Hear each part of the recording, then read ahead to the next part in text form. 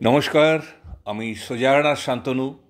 তীর্থ জিজ্ঞাসার আজকের পর্বে বালাসোরের পঞ্চলিঙ্গেশ্বর মন্দির।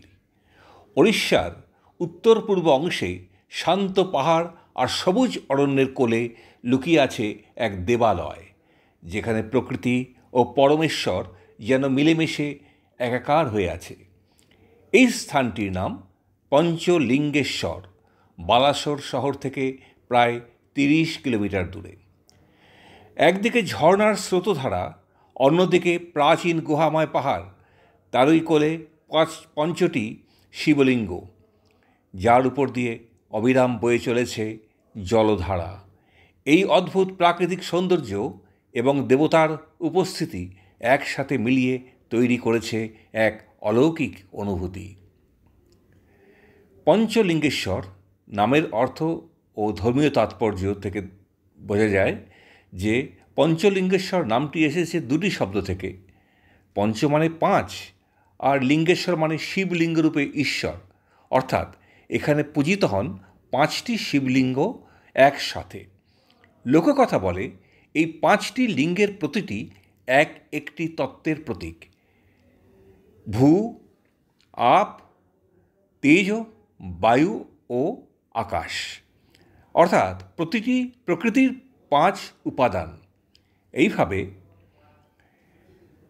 পঞ্চলিঙ্গেশ্বর মন্দির শুধুই শিবের পূজার স্থান নয়, এটি প্রকৃতি ও মহাশক্তির মিলনক্ষেত্র, যেখানে মানুষের শরীর ও আত্মার ঐক্য উপলব্ধি করা যায়।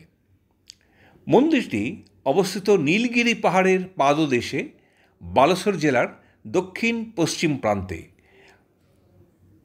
প্রায় 300 ফুট উঁচু পাহাড়ের মাঝে রয়েছে এক গুহা সদৃশ স্থান, যেখানে প্রাকৃতিক জলধারা নিরন্তর প্রবাহিত হয়ে পড়ছে পাথরের ওপর।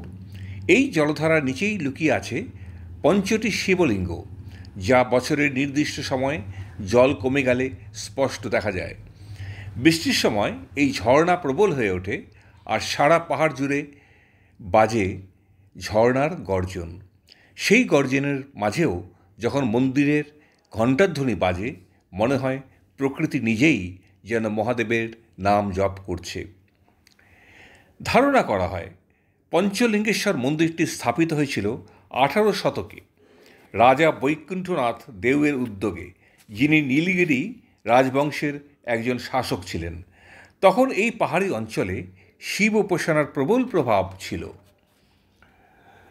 রাজা বৈকুণ্ঠনাথ একদিন স্বপ্নে দেখেন এক জ্যোতির্ময় আলো, যা তাকে নির্দেশ দেয় পাহাড়ের নির্দিষ্ট এক স্থানে খোঁজ নিতে।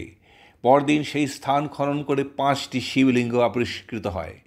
এরপরেই তিনি এখানে মন্দির স্থাপন করেন এবং নাম দেন পঞ্চলিঙ্গেশ্বর। আজও মন্দিরের পাশে সেই প্রাচীন শিলালিপি ও কিছু ভাঙা মূর্তি ইতিহাসের সাক্ষী হয়ে দাঁড়িয়ে আছে। মন্দিরটি বড় নয়, কিন্তু অত্যন্ত শান্ত ও প্রাকৃতিকভাবে গঠিত। কোনো বিশাল শিখর বা চূড়া নেই, বরং পাহাড়ের গুহার ভিতরেই দেবতা বিরাজমান। পাথরের সিঁড়ি বেয়ে নামতে হয় প্রায় 300 ধাপ নিচে, আর সেই পথে দেখা যায় ঘন ঘন ছোট ছোট ঝর্ণা আর শ্যাওলায় ঢাকা পাথর। গর্ভগৃহে প্রবেশ করলে দেখা যায় এক প্রবল স্রোতের নিচে পাথরের মাঝে অদৃশ্য হয়ে আছে 5টি শিবলিঙ্গ। সাধারণ দর্শনার্থীর চোখে হয়তো কেবল ঝর্ণার তলদেশই দেখা যায়, কিন্তু ভক্তের মনে সেই জলস্রোতই যেন মহাদেবের জীবন্ত উপস্থিতি। পঞ্চলিঙ্গেশ্বর মন্দিরে প্রতিদিন সকাল ও সন্ধ্যায় আরতি হয়। সোমবার ও মহাশিবরাত্রিতে এখানে হাজার হাজার ভক্তের সমাগম ঘটে। সেই দিন সারা পাহাড় মুখরিত হয় ওম নমঃ শিবায় ধ্বনিতে। অনেকে এখানে এসে অভিষেক পুজো করেন, শিবলিঙ্গের উপর সরাসরি ঝর্ণার জল ঢেলে প্রার্থনা জানান। বিশেষ করে শ্রাবণ মাসে ভক্তরা দূর দূরান্ত থেকে পদযাত্রা করে আসেন। মন্দিরের আশেপাশে তখন শিব ভক্তদের অস্থায়ী তাঁবু, প্রভাত ফেরি ও ভজনের ধ্বনি, সব মিলিয়ে পুরো পাহাড় তখন এক মহাযাত্রার রূপ নেয়।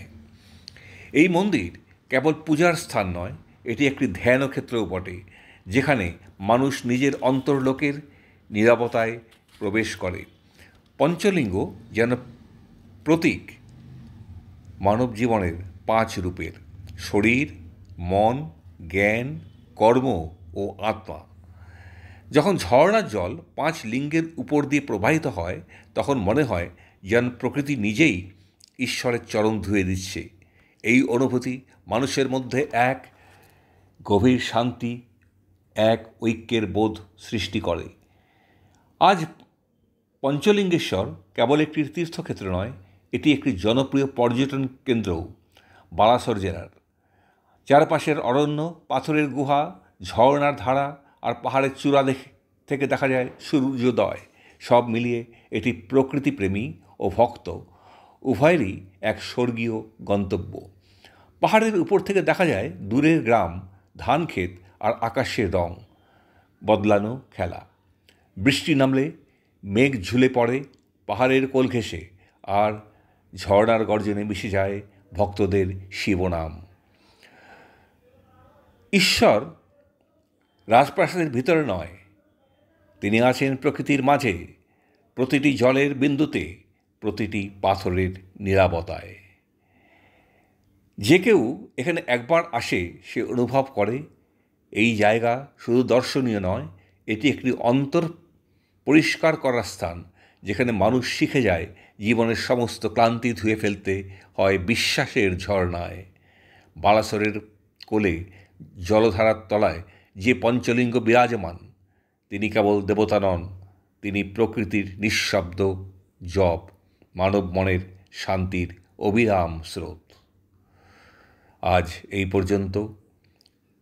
কারো যদি কিছু প্রশ্ন থাকে অবশ্যই কমেন্টের মধ্যে জানান। ভালো লাগলে লাইক করুন, চ্যানেলটি সাবস্ক্রাইব করুন। ধন্যবাদ।